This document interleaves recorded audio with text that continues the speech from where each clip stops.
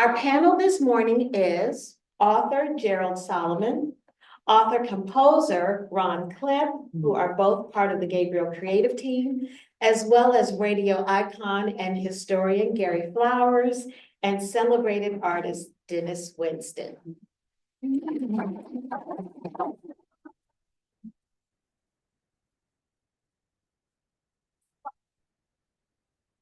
While they're taking their seats, I'll do a little bit more of an intro. So first up, we've got Mr. Dennis Winston. Dennis is best known for his prolific work in woodcut printing, but his artistic range extends to pastels and other mediums. His pieces are featured in both private and public collections throughout Virginia and have appeared in exhibitions at BMFA as well as internationally in China and India as part of a historic exhibition with the National Alliance of Artists of HBCUs. That's Mr. Dennis Winston. Next, we have Gary Flowers. If you've never seen a walking, talking history book, that's Gary. Gary is a history enthusiast who has dedicated over 35 years to civil rights, law, and activism. His work alongside notable African-American trailblazers such as Reverend Jesse L. Jackson and former Governor L. Douglas Wilder, and continues to battle the suppression of inequities Black people face today. Gary is a 15th-generation Virginian and a 4th-generation Jackson Ward resident dating back to his great-grandparents. And again, if you have not checked out one of his walking tours of Jackson Ward, please do so, and I'm pretty sure he'll mention that. Next up, we have Ron Klipp. Ron was born and raised in Chicago and grew up surrounded by Broadway music as he provided piano for his father at various cabaret gigs. He played trombone and sang in choirs throughout high school, played keyboard in a Chicago-based rock band, and played contrabass in the Chicago Metropolitan Youth Symphony. Ron is the music genius behind the new musical Gabriel. And finally, my heart. Jerold Solomon. Jerold mentioned in his feature from Richmond Magazine in 2024, if you haven't read it, you can find it on their website. Quite interesting. That at this stage in his career, he was looking for a challenge. Well, joining the creative team to present Gabriel is a great challenge to accept. He has contributed to the storyline, he's contributed to the music. Jerold has a long history of performing here in Virginia and in New York, and we will get a little treat at the end of this presentation. So, Jerold. All right, gentlemen, I'm going to turn it over to you. I think we are officially on the clock, so if you see me raise my finger, that means. I'm using mics. Do we need mics? Do we need mics? Do we need it for Zoom? I think it'd be great if we could use mics. Yeah, just so the Zoomers can hear. Good morning, Zoom people. They can't see me now. Hear that high pitch. Good morning. Well, in that case.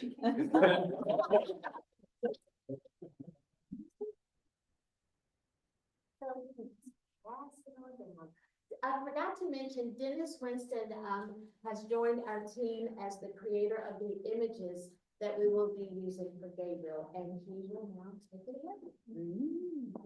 Okay, good morning. Well, this will be a new adventure for me as a visual artist and an educator.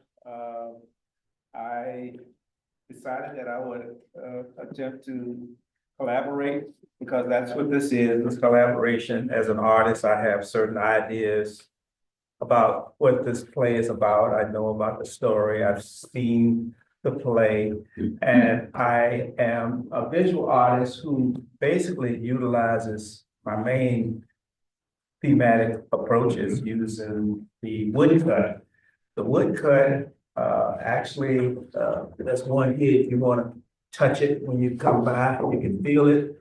I actually draw on the wood and I actually use little knives to cut these images out. And then I apply ink to those images. And those images are reproduced on paper. Of course, they will reverse. In other words, they'll turn around when you go from left to right, right to left. So I have to think about all of that and how that image is going to look in the final process. These are my tools where some people use pencils and pens and inks. I use that also, but this is how I get the final image in the work. Looking at this play, I have decided to utilize some symbols that will help to give you an idea what the play is about. And some of those images that are in the play will be things such as fire.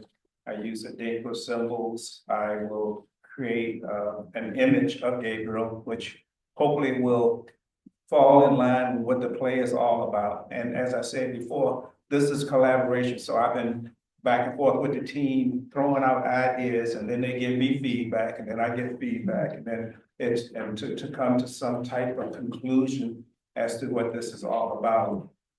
The images that I use in the woodcuts actually help to sell the idea what the image is about. That's why I mentioned that I use the symbols. For instance, that one on the far right is an image from which relates to 1954 Brown versus Ford. Black image of two kids. The building is representative of institution for learning, whether it's a high school, or middle school, or college. There are two symbols in there. One symbol is the Dinkel symbol, which refers to the power of courts to make change, and that's what I use in that as a central theme for that piece. So when people look at it, it will hopefully help to consolidate the idea of what I'm trying to show in the work. The middle piece is I've done a series of things on Harriet Tubman. Actually, her body is the shape of a Dinkel comb, a symbol of a comb, which has to do with reflection on the role of a woman in society and the positive things about what women represent. So I use Harriet as an African comb with her head as a portrait. And you'll see the golden wall symbol at the top, which has the idea of collective action, which of course we know Harriet did. And of course, the color red is also symbolic of life and blood and all those kinds of things. The little footprints going up the side are symbols about walking. If you've been up in that area of Maryland and you wonder how in the world someone could walk to freedom in those brushes in the swamps. The moon has a symbol about the fact that she traveled at night. Obviously, the safest time to travel. The little floral things, not just floral things, but that's another symbol which makes reference to the fact that divine intervention helped her make that journey. And of course, the symbol for her back is a reflection of the comb. And the queen has to do with the agrarian society and farmland and that kind of thing. So that's how all of that comes into play and what I'm trying to do with what I'm going to be hopefully doing for this production of Gabriel. I work with, look at the music and the story and symbols and collaborate with everyone involved. It's a team effort and hopefully come up with an image that will represent what the play is all about and will solidify so that you as a person who would attend the play and hear about the play will get a pretty condensed idea, or quick idea, or some type of understanding of what everything is about in that particular production. And of course, the last piece here is just recently did Portrait of Maggie Walker, and that I always work in black and white first, and then color to me is like the icing on the cake, so to speak. And I always feel like if I don't create something strongly in black and white, then it's a waste of time to put color on it.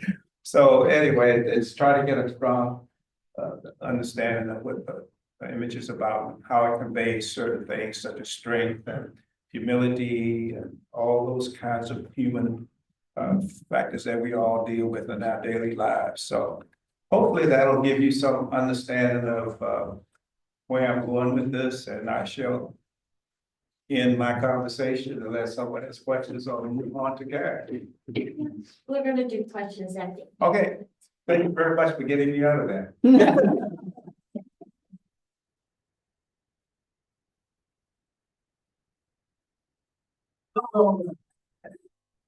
For those to which it applies, happy Holy Week. Glad that you all are here today. The Christians here, I know it's Monday, Thursday. And let the church say amen. Glad to be here. My name is Gary Flowers, and I was asked by my dear Desiree to bring some interpretation around the question of African American worship here in the United States in the 18th and 19th century. And before that, it is my custom and my style to give a macro context. She mentioned earlier, I have a walking tour. Shameless plug follows. WalkingTheWard.com is my walking tour of historic Jackson Ward, which today was established on April 17, 1871. Today. You can find me once again, walkingtheward.com. But I say that because when I begin my walking tours, I don't start with Jackson Ward. I start with the centrality of Virginia in a global sense as it relates to the Empire of England. But that's another speech. Today, when we're looking at African American worship in the end of the 18th and beginning of the 19th century, here in America, we can't start there. What African Americans were doing as far as worship at that time period, partly, and in many cases, overwhelmingly related to their cosmology of the world that they brought from the continent of Africa. Those of you who have not studied religious history, Christianity was born on the continent of Africa.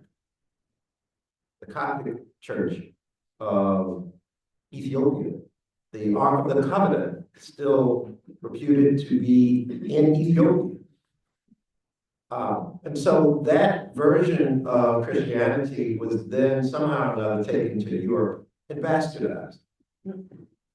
So much so that when we look at how Europeans took the Jesus story, if we're looking at Jesus himself or Christianity, they did so with an overlay of profit, exploitation, dehumanization, which is counter to the principles of godliness in Christianity. And then they rewrote, because when people say, well, have you read the Bible? Well, which one? The multiplicity of additions and rewrites of the Bible, one of which justified enslavement. Scripture that Nat Turner, who was born the week that Gabriel was executed, Nat Turner read the scripture that said, obey your earthly master as you would your heavenly master. And he said, wait a minute, it's a bunch of caca. He told me that. He actually correct. He said, yeah, right there.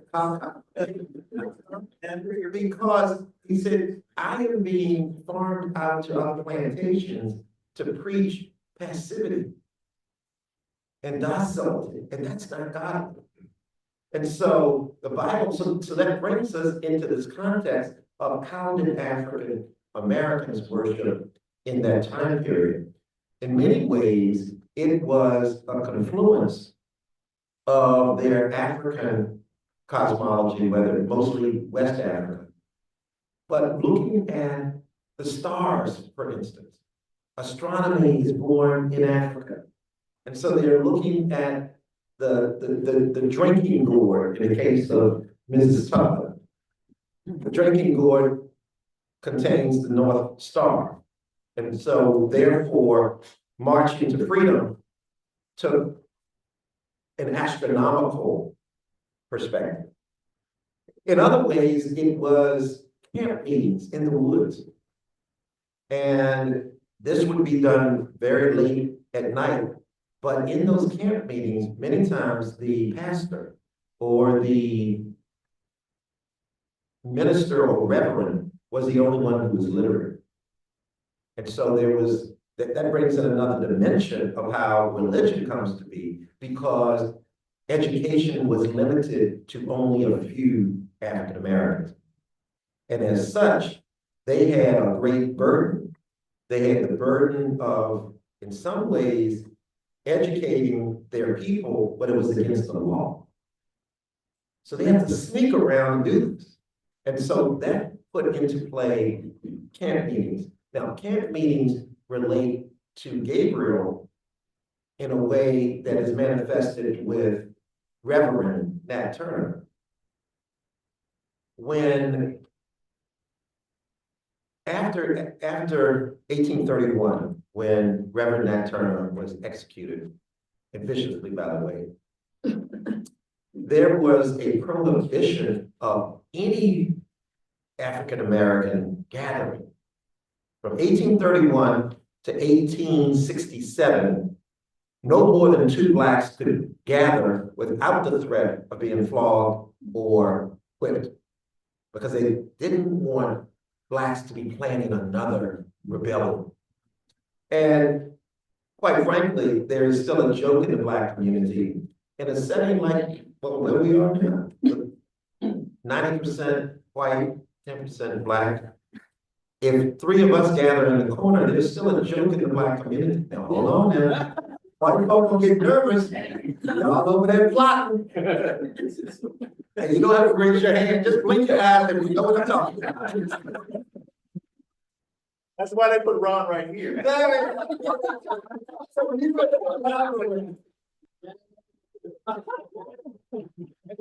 so the church was really on the down low. For instance, 1831, in Jackson Ward, the 6 Mount Zion Baptist Church, Reverend John Jasper is the first African American preacher to be licensed to preach to Black people in the history of the Commonwealth. Partly because of what Nat Turner did in 1831, but also it relates back to Gabriel. Gabriel, as you will hear, and part of the script, is that he had learned of the revolution in Haiti. So back to worship.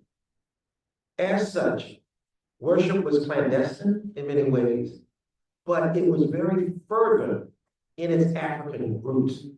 And so the idea that slave or the spirituals of the enslaved by way of music, we talked about education, we talked about cosmology, now music. These spirituals are talking about justifying labor on earth for a reward in heaven.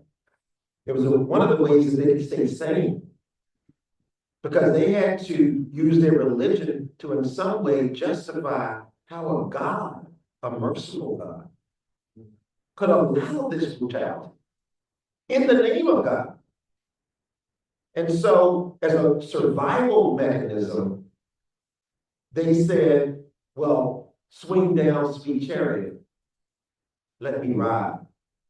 Or in that great getting up morning, we will all be free. And so the religion was impacted by their cosmology on the continent of Africa, by way of their clandestine, sneaky way that they had to even gather, and then by education, limited to a few, and by their music, that some of which was created. And I'll end on this. We all know Amazing Grace as the lead song that many people play at funeral services. Well, historians have good reason to believe that the tune itself was an African dirge And then John Newton, a white man, who is the captain of ships carrying the enslaved, heard these dirges emanating from the filthy bowels. And he essentially quit being a slave profiteer and wrote the song. The white man wrote the song Amazing Grace, to which many of us believe was an African dirge. So with those four aspects, they colored literally how African Americans worshiped in the late 18th and early 19th century. Thank you.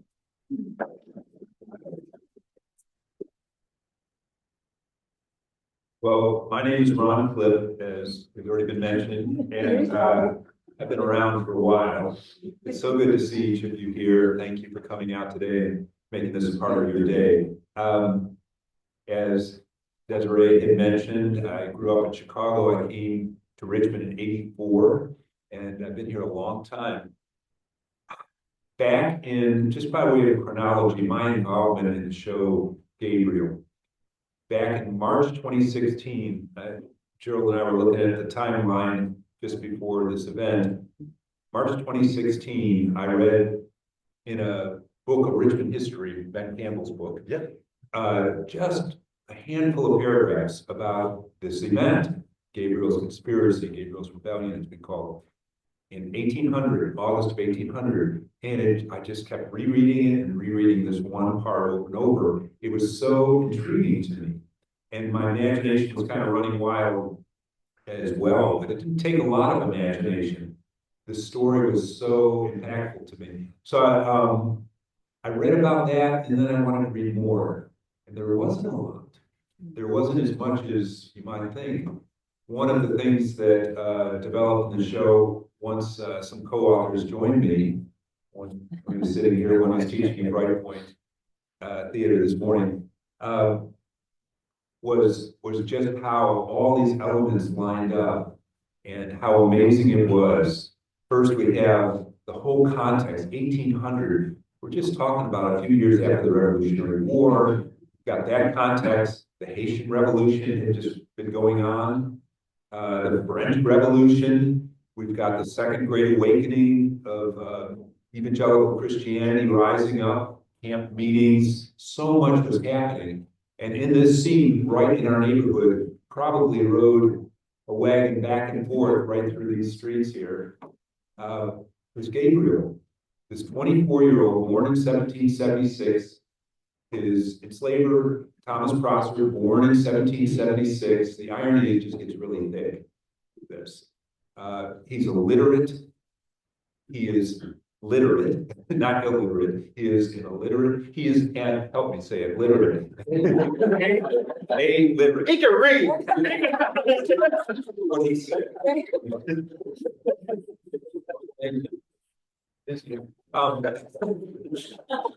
So I was intrigued by this guy. He was a blacksmith. He was educated.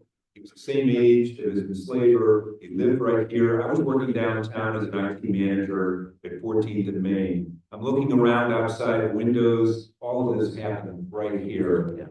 I started to ask people, have you heard the story? And even those educated, especially those educated in Richmond public schools, no, they hadn't heard it. I was almost kind of a reverse joy in finding out how few people actually had ever heard this story. It's become more popular since then. More people have told it, but I was amazed at such a major event that I think would have started the Civil War. I think that I'm pretty sure with the thousands of people that were involved in that rebellion, that it would have started the Civil War in 1800 instead of 1861. I think a lot of sides would have been drawn pretty quickly. Not sure what all would have happened, but one of the biggest things that intrigued me was that the night it was planned, probably heard this, tremendous rainfall, more than anyone had ever seen in their lifetimes, filled all of the brooks up, and valleys just were leveled with water, bridges washed out, it all came down. So part of what's intriguing me here is, where was God in this? You know, which is a question mark. That's for me. I love question marks because they kind of play in my imagination. So much of the facts have been recorded in court transcripts. This is not just word of mouth. We've got There's so much history that's available that tells us the details of what was going on. He was married. His wife's name was Nanny, like the nanny. She was aware of the plan. She was involved. So there were so many elements. In spite of my IT background, I had written a lot of the music for the West Tennessee God musicals, Glorious Christmas Nights. And I had done that for 15, 16 years. So in March 2016, when I read this story, I started to think, as a person that writes music for musicals, it had all the elements of a powerful musical. Strong characters, big drama, life and death, relationships, romance, all of it was there. And I thought, this is a story that needs to be told. I spent about a year reading, researching, looking at as many history books as I could on the subject and related subjects of slavery in 1800. It's different from antebellum slavery that we're real familiar with from the early 1860s. This is post-revolutionary slavery. All the laws had not been really tightened down until after Gabriel and that turn. That's when the laws, the white folks realized how much danger the powder keg were sitting on. So all of this intrigued me so much. I was real pleased when Joel Bass and Firehouse Theater was going to do a production of this after I had shopped around to a lot of theaters. But when 2020 came, we had COVID, there was George Floyd, the production, our cast was catching COVID, it was shutting things down left and right. And I came to the conclusion, in spite of all the people I talked to, I really did not have a right to write or be a part of this show as a white man. I didn't think it had legitimacy, and it just didn't feel right. It wasn't my history to tell, as many people had told me. So that sentiment became kind of a blanket over all of it. And that is when Foster Solomon, the director of the show, and our GABRIEL, Jerold Solomon, stepped in and stepped up. They recrafted the show. I call Jerold the killer of my darlings because he got so many songs that I just loved. Just killed. He was so excited. His sense of theater is amazing. His acumen in theater and his insight there. And Foster, they recrafted the story. We wrote new music. The theme became Lost, Buried, and Forgotten, the opening number, Black history, Gabriel's story, and all of that just, I was just ecstatic to be able to see a production of that with co-writers, co-authors, and a creative team like that to just be a part of. When Atlas stepped up, I was just amazed because here are the people that have the interest, the passion, the background, the expertise to bring this production to really a whole new height. We've been working on the script and new songs that Jerold's been writing, and I think it's just exciting to be a part of it.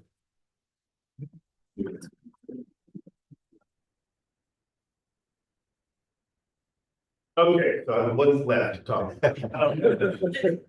So first off, one of the things I want to convey thematically first is that each of us, we're all sort of here as a product of a long chain of innocuous events that throughout our course of life link together to just put us here in this room together to even have this conversation.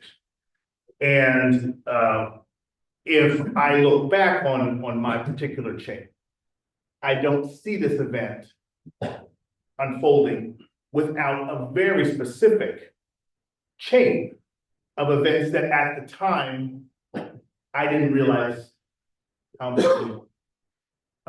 We are in partnership now with Atlas Partnership, a partnership that didn't exist a couple years ago. And the reason why we're in partnership is back when I was, I think, a sophomore or junior in college, Bruce and Phil hired me to play a character called Ularana in a musical called King Island Christmas. And the first time I worked with them was not just as producers, they were in the show. So they were castmates with me in my first sort of really big Richmond show. They cast me as one of the leads, which was crazy. And that's just where our relationship started. And I did many shows with them after that. both when I was in college, mostly, when I came back to live here in 2014. Why I was even here in 2014. And, God is funny.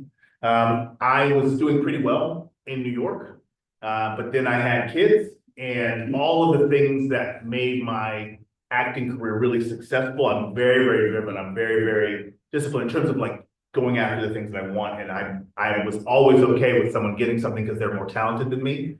I was not okay with someone working harder. So I was a very big hustler up there. And once I had kids, I lost some of my hustle. In that, there were things that now I was no longer willing to sacrifice. Time or going away. I was getting a lot of calls to, hey, it's probably going to come to Broadway. They're going to start in Toronto. Nope, I'm not going. But they want you. Nope, I'm not going. I started turning down gigs like that and looking for other things. And my agents were getting really frustrated with me. And I was like, sorry, I want to be around my daughter. At the time, and then eventually my older son. Cut to the end of 2013, I get a call from Virginia Repertory Theater. A young director named Chase Niffen called me and was like, hey, we're doing Color Purple next summer. We would like you to play Mr. or at least come in, would you consider it? And I said, no, because I was in the mindset of, I'm not leaving. I don't leave town to do shows. That was in the winter of 2013. Cut to the spring of 2014, he calls me back.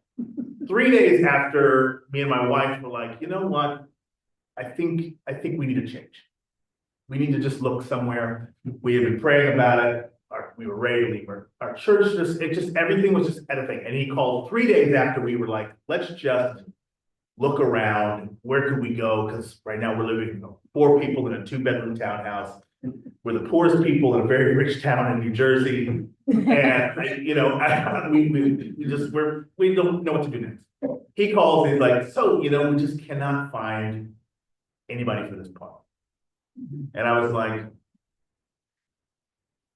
okay, so I'll come down maybe, but you got to provide me like a house so I can bring my family with me. And they were like, okay. And I was like, oh. So I was like, okay, well, I'll spend the summer in Richmond. I went to school here, went to VCU, and I'll do this show. During that summer, my wife I was like, if we find a house, let's just buy it. If you find a job, just take it. She's a nurse, she can work anywhere. I'll figure out something to do. And by the end of that summer, right after the show closed, we closed on our first home that we ever owned in Short Rock. I say that to say that wasn't the plan. It wasn't a plan. It was just God-inspired moments that led to different things. If I had said yes in that winter, I might not have come for the summer and with the idea of possibly staying. But it is what it is. And because of being here, we found a church, Western Assembly of God. They ended up finding out that I was an actor. I didn't really tell anybody, but they found out and asked me to be in their plays. Because I was in those little plays, I met Ron. Ron did the music. I didn't know Ron from Adam. Ron, after like the second one I did, I think I did 3. He was like, hey, it was like early 2018. I'd been here a few years. He's like, hey, I'm Ron. I wrote the music for Glorious. And I was like, okay, I know you are Ron. And he's like, hey, I'm thinking of writing a musical. It's not Christmas. But will you come to my basement and just record some demo songs? One of the songs I sung in his basement was the song I'll sing today, Stove the Fire. It was part of his first draft of his musical, and he started sitting in his basement, be like talking just like he did, like a little kid. Like he was like, so this is great thing. Gabriel was like, happy and Richmond, and just went on and on and on. And I was like, oh, that's great. And I was honestly, I was pissed that he knew more than I did about such a significant moment in Black history, because I was like, what? I feel like I'd heard of it. And most of the sentiment around Gabriel's Rebellion from most people is, if you're hearing Gabriel's Rebellion, most people are like, yeah, what was it? I don't know. And that stuck with me then.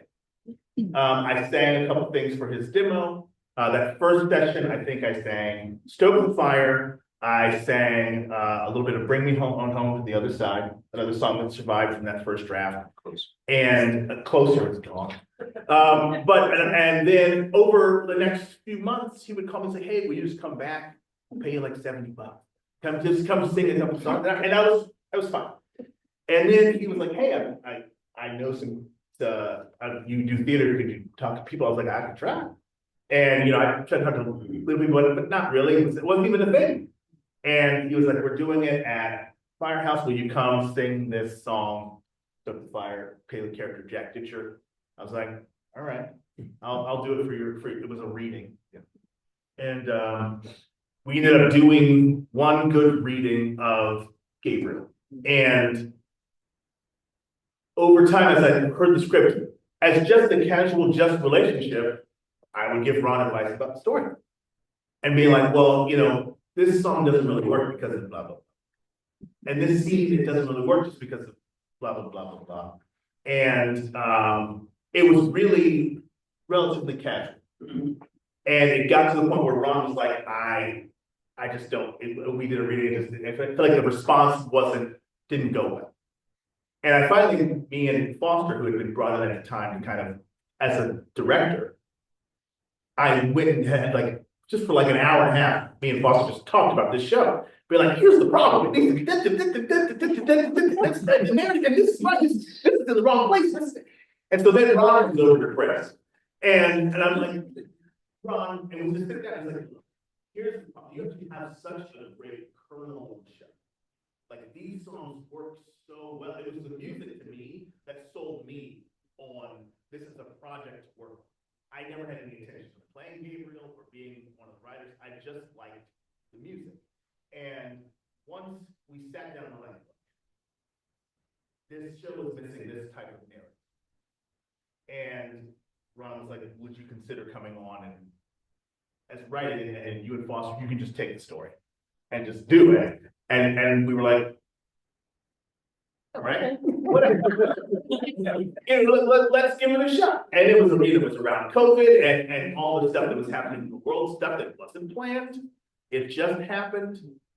And one of our approaches to Gabriel, and one of the things we try to convey when an audience can see it, is this is not a museum piece. This is not, you're coming to just get a history lesson on Gabriel's rebellion.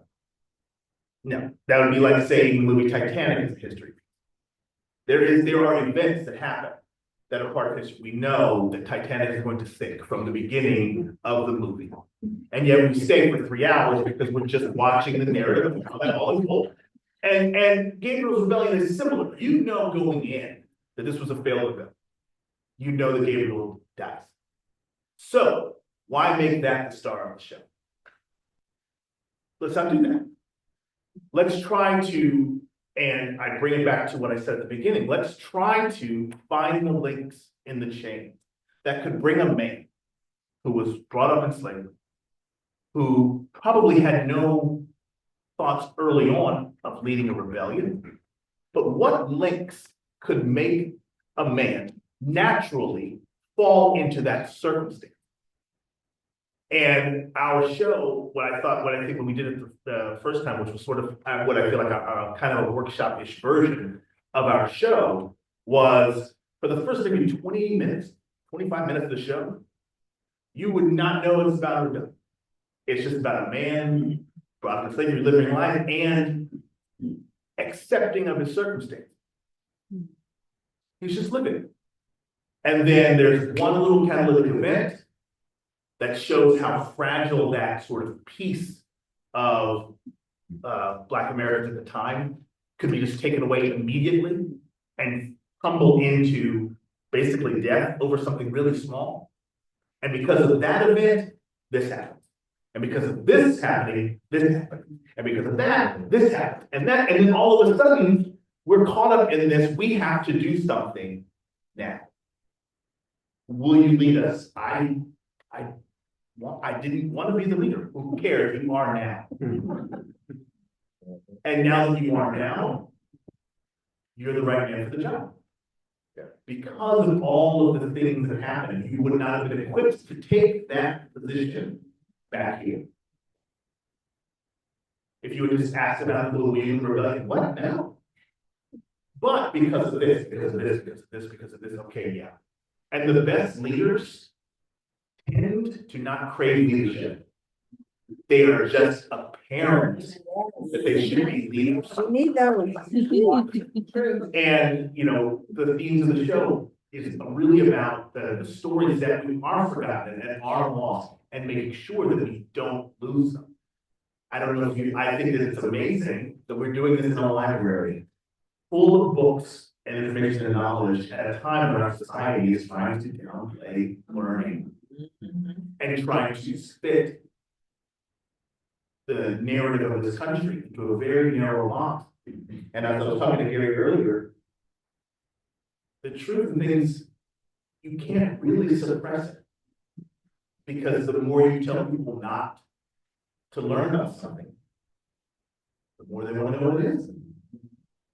Try that with your kids. Anything you let them do, they don't want to do. The things that you try to stop them from doing, that sounds pretty good to me. And let's go find that thing out. And that's what this is. We have this show where, yes, we're dealing with Gabriel's note, but that's not the only story. This is just one of them. And when you walk away from this show, we fought very, very hard to think about the audience and what feeling we want them to leave with. Do we want a bunch of white people feeling guilty? No. No. No.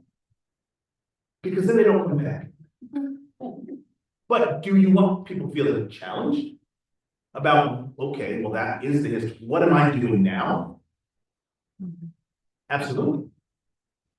Or why wasn't I taught that? And so someone could, after seeing our show, go back and be like, well, they changed this little minutia thing of history. And I'm like, well, we did a play. Okay, I don't know what Gabriel said alone to Nanny before they went to bed. We have to have some artistic license. But I think we definitely stick to the spirit of where the rebellion came from. And very much so highlight the faith element of where is God in this? And in these moments, why, Lord? What are you telling us to do? One of the songs, Why, Lord, is one of the early ones I recorded too. It's just a people who are being taught this new religion who actually, in our place, believe it. And it's because of their fervent faith in that says, this is not right. Lord, why are you letting this happen to us? And they keep coming to God. Why did this happen? Why? And they believe that what they're doing is because God is spurring them on to do it. And even in those gods in the rain, there is a purpose to that. We don't have to know what it is always, but everything is just a link to something else. Without Gabriel's rebellion, there is no Nat Turner's rebellion. Without Nat Turner's rebellion, there's not all these abolitionist movements and things that go on. Some of these things have to happen, and yes, sometimes they fail. But we don't live in the failure, we keep holding on to the promise of it and pass it forward. So that's where I'll stop. I want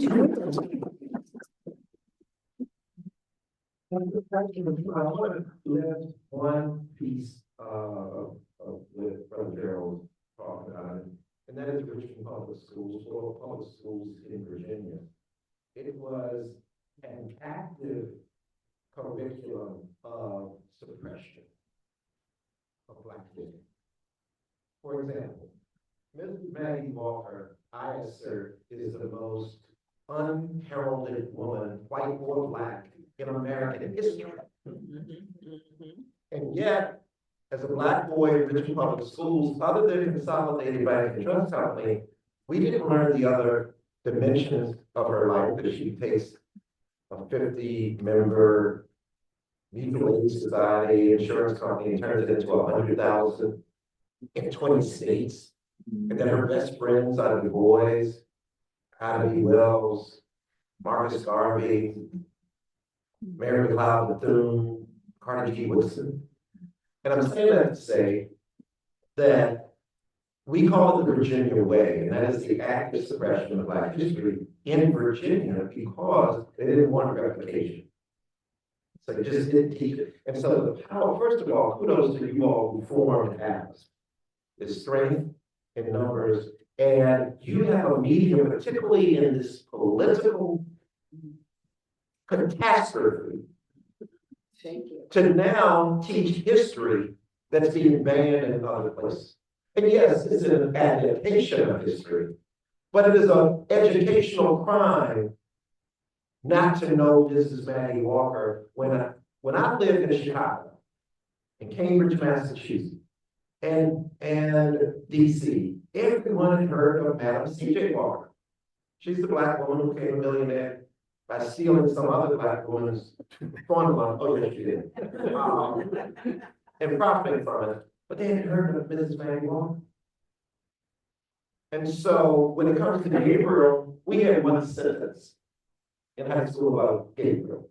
Had no idea the national and international ramifications of Gabriel. If Gabriel doesn't happen, then we can argue that the Louisiana Purchase doesn't take place. Napoleon had to go back, he's fighting 2 wars at the same time. He's fighting in San Domingo and he's fighting in France, and he forgets about Louisiana. And so Jefferson has him at a weak point. If Jefferson doesn't buy the Louisiana Purchase, we would be speaking French now. Seriously. And so one thing about growing up in Richmond is that everything from a public school standpoint is microtized. And you don't understand until you go away and study how national and international this place is fertile ground for the work that you do. And other than my art teacher in Richmond Public School, that was my best experience. Thank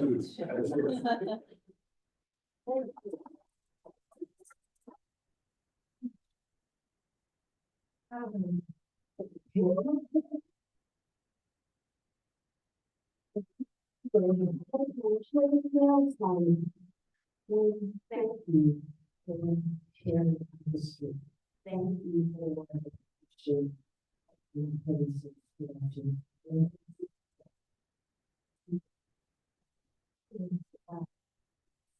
one of the songs from the show, and then we will explore.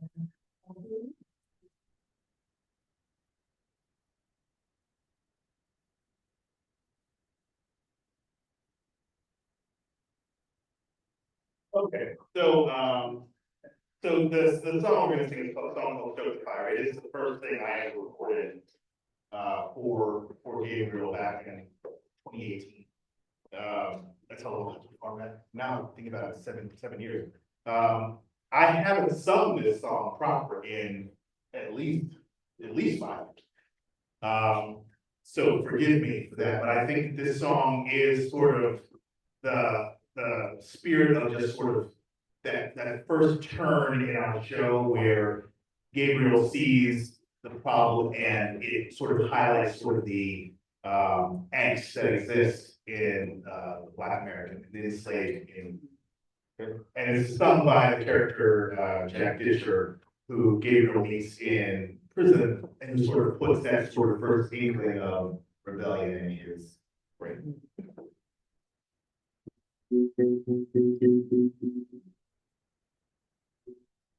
Every time they say, hey, man, keep digging and don't you quit. That fire just grows bigger. Every time I take that shit, every broken blood is blistered, every pain that plagues my feet. Every time I say yes, mister, feel the fire, feel the heat. Oh, come on now. Bring your cries for the cold off children, bring your scream from the whipping coast.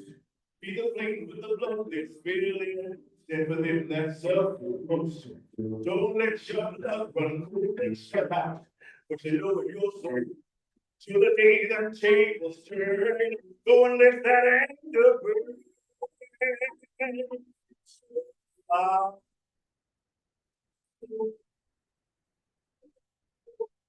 need a break that can't be taken. With the wound of every injustice, bring your dark despair.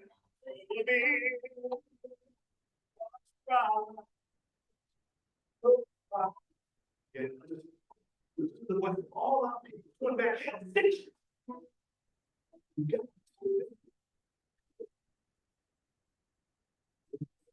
In our veins, there's a people calling for vengeance. They were dragged here bound in chains, leaving justice to their descendants. The enemy was laid like tinder. Hear the voices of the heavenly choir.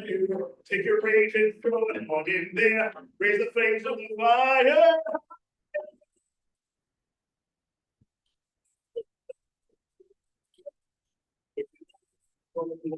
Just like that, chilling evil hands.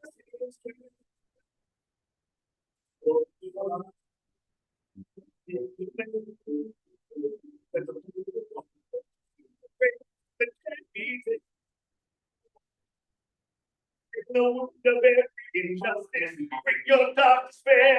Throw me, watch around.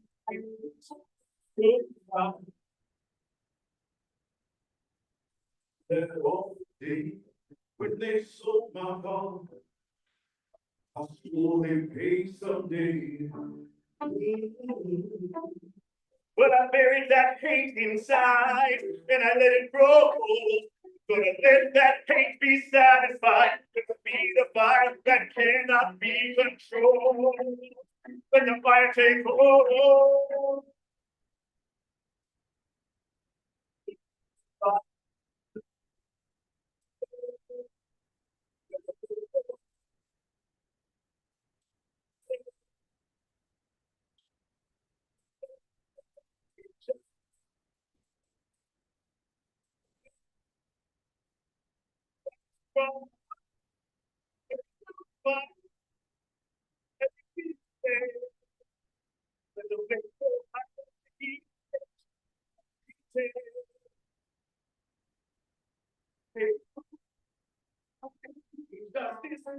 Take your time.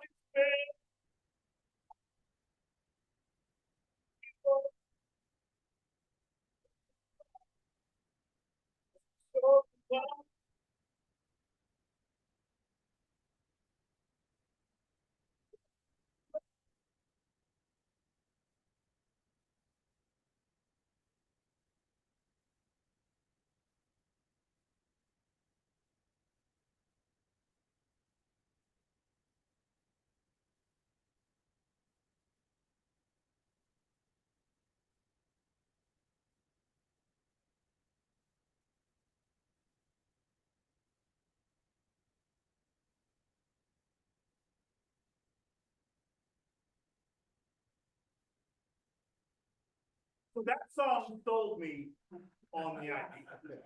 I was like, okay, all right, he knows what he's doing. Again, Jerold Solomon.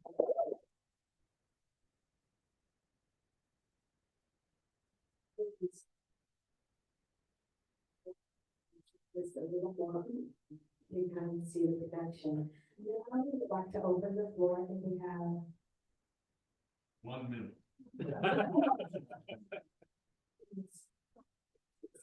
Any questions, please? I saw the original Gabriel at Firehouse. How is this play different? Is it more music? More what's different? I'll be there anyway, but. We have made some changes, not super narrative changes the overall arc is relatively the same. We love the first act of our first version. Like we love the narrative are building up. We didn't change much of that, just a couple of small tweaks. The second act is where we were like, what can we do to really enhance that? Because we end the first act in such a high, so we don't want to go down so long. We want to make sure we keep building. So we have sort of beefed up the character of Governor Monroe a little bit, sort of establish him as this I called it when I came up with I thought of the idea, I was like, we need to establish a big bad. Like a mountain to climb, something to get to. The first act is really about that climb to make the decision to rebel. Now, what is the goal? And so we put Government Row, which was the goal, is that we're gonna storm the Capitol, we're gonna kidnap Government Row. So we really sort of beefed up that character, we've added a couple songs into that second act. That's gonna be the main difference, is that really that second act build. Mine is just fast, please. Yes. Was Gabriel the only hero in this kind of revolution? How do you say? That's my Spanglish, yeah. There were, every one of them was a hero. Exactly. Yeah. Because they were all going to die if this didn't work. And Gabriel was the leader. There was a second leader who was outvoted. Jack Bowler, Jack Ditcher was his name. He was a major character in the show, the one who sings that song. But all of them were heroes. Nanny's wife was integral. A lot of the people who stepped forward. This was not just, you want to go carry a picket downtown on Saturday. Yeah, I mean, and the characters in the play are based on real people. I mean, they're not, we didn't just invent. And from a macro sense, outside of Virginia, there was Denmark, VC in South Carolina. You all heard about Dylan Ruth, who killed the patrons of the church in Charleston 10 years ago? Okay, well, he did so because Denmark, VC founded a church in Charleston, the Mother Manual AME Church. And when he was like Gabriel in Virginia, so he is talking revolution. And the reason Dylan Ruth killed the parishioners on that day was that was the founding day of RBC. There was David Walker in Boston.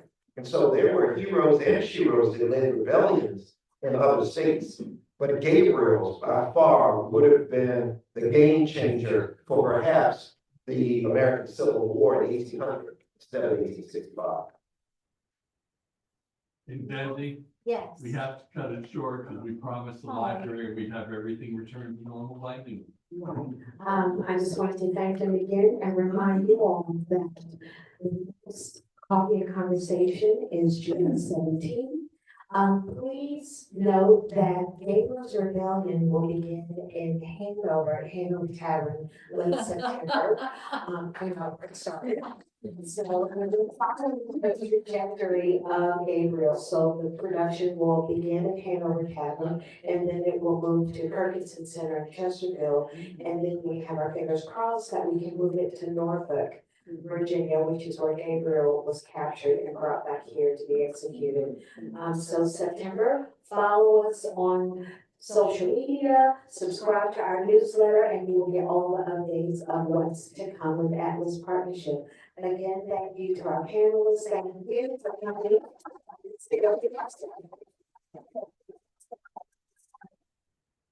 Oh, and please come.